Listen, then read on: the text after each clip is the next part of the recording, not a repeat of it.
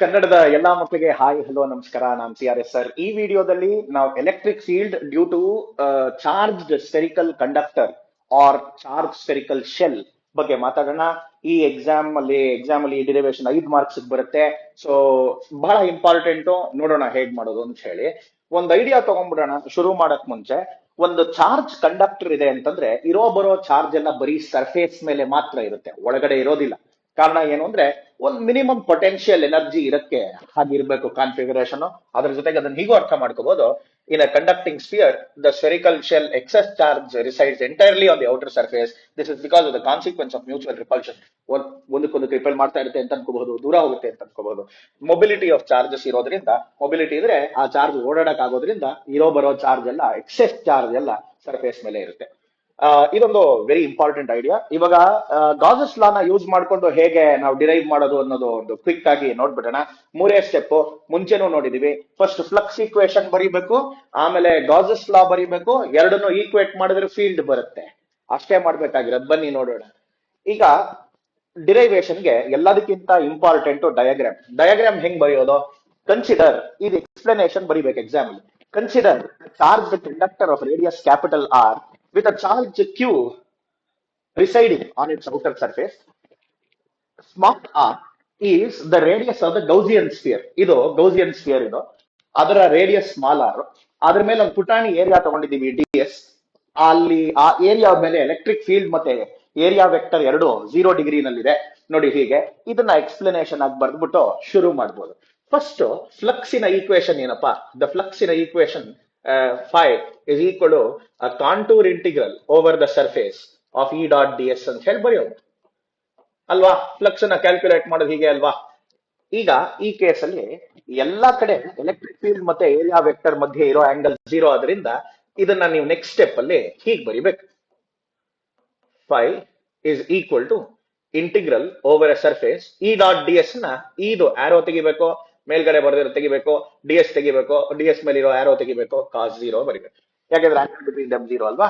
ಅದಕ್ಕೆ ಈಗ electric field constant ಇರೋದ್ರಿಂದ ಎಲ್ಲಾ ಕಡೆ ಗೌಸಿಯನ್ ಸರ್ಫೇಸ್ ಮೇಲೆ ಮ್ಯಾಗ್ನಿಟ್ಯೂಡ್ ಅದೇ ಇರೋದ್ರಿಂದ ನಾವು ಎಲೆಕ್ಟ್ರಿಕ್ ಫೀಲ್ಡ್ ಅನ್ನ ಆಚೆ ತೆಗೆದು ಬಿಡ್ಬೋದು. ಸೊ ಇಂಟಿಗ್ರಲ್ ಒಳಗೆ ನಮ್ಗೆ ds ಮಾತ್ರ ಉಳ್ಕೊಳ್ಳುತ್ತೆ, ಯಾಕೆಂದ್ರೆ cos 0 ಇದೆಯಲ್ಲ ಅದು 1 ಆಗಿರುತ್ತೆ. ಸೊ ಇಂಟಿಗ್ರಲ್ ಆಫ್ ds ಏನಾಯ್ತಪ್ಪ? Integral of ds is 4 pi r square. ಯಾಕೆ ಸರ್ ಅಂತ ನೀವು ಕೇಳಿದ್ರೆ, ಈ ds ಅಂದ್ರೆ ಪುಟಾಣಿ ಏರಿಯಾ, ಇಂಟಿಗ್ರಲ್ ಆಫ್ ds ಅಂದ್ರೆ ಫುಲ್ ಏರಿಯಾ.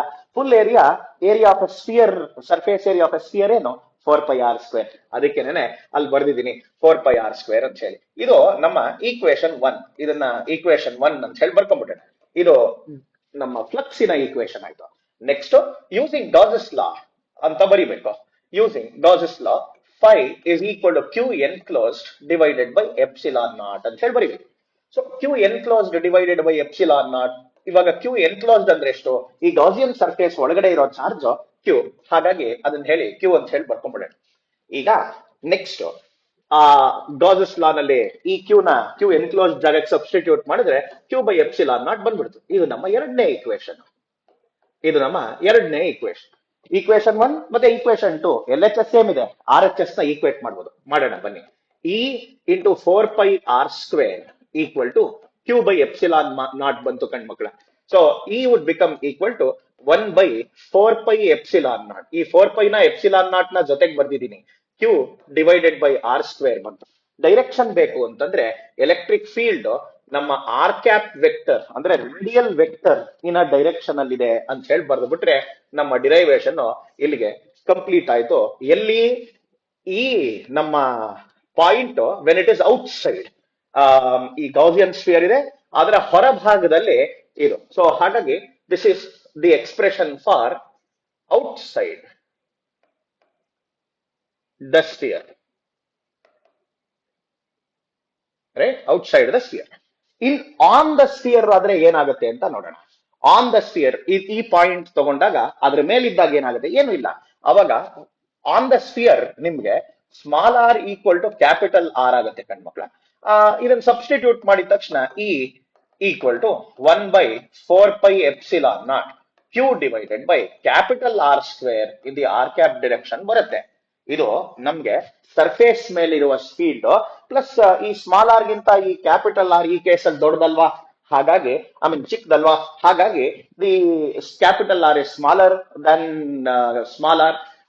ಹಾಗಾಗಿ ದ ಎಲೆಕ್ಟ್ರಿಕ್ ಫೀಲ್ಡ್ ಇದೆಯಲ್ಲ ಸರ್ಫೇಸ್ ಮೇಲೆ ಮ್ಯಾಕ್ಸಿಮಮ್ ಇರುತ್ತೆ. Maximum field happens at the surface.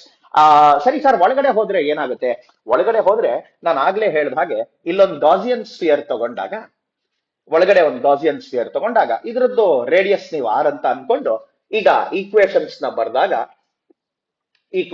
ಬರ್ದಾಗ ಏನಾಗುತ್ತೆ, ಅದದ್ದು ಇಲ್ಲಿ ಬರಿತೀನಿ ನೋಡಿ.